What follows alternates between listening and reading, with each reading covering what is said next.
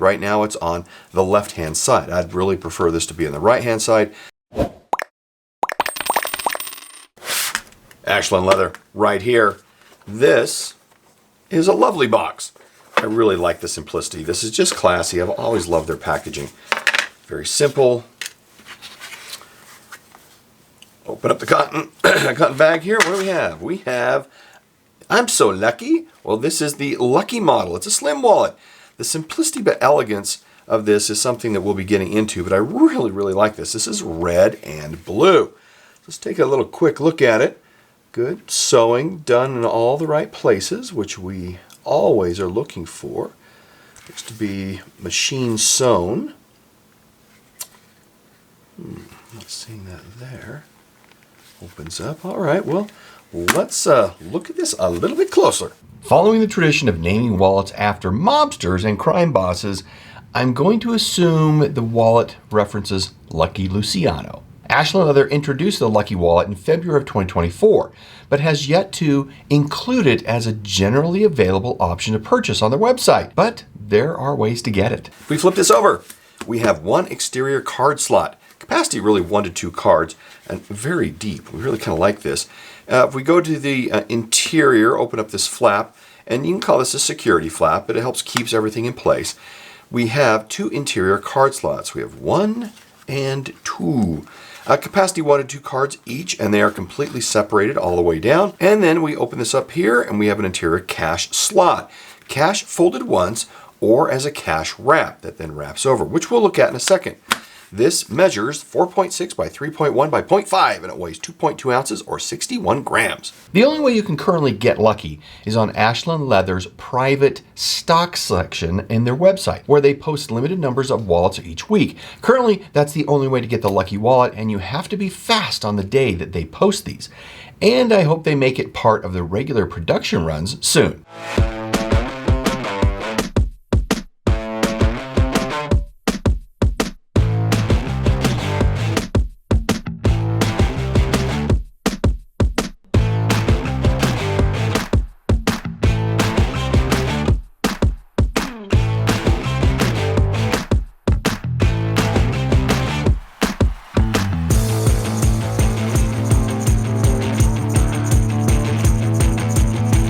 Company make no recommendations on either cards or cash, but you did notice that the wider currencies, this yen and of course euros, the larger bills will not fit. They do kind of stick out.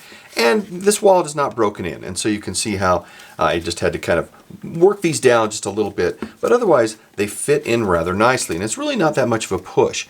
We'll talk about this little thing right down here, which I quite like. This is designed and made in the United States. It is made from a full-grain, veg-tanned Horween leather, and the weight of the leather is really good considering there are 5 layers of leather being involved here. So this is really working well considering how many delicious layers of leather that we have here, especially Horween leather going on. I mentioned that it is machine sewn.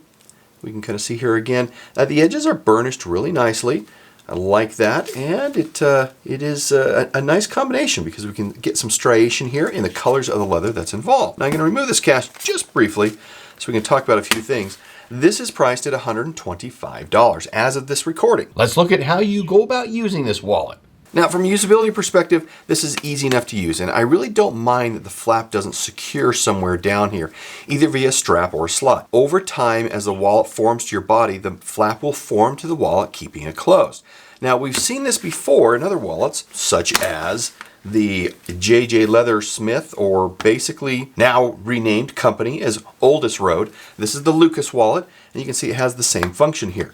Now, over time, of course, this does mold to your body. We've seen this happen. I've seen it with folks that carry this, and the same thing will happen with the Lucky wallet. Now, an option I hope they include in the production model, if they choose to do more with it other than private stock sales, is to offer the cash opening on either side. Right now it's on the left-hand side. I'd really prefer this to be on the right-hand side, and as I'm sure most right-handed people would really like to see. So I was surprised it was on the left-hand side.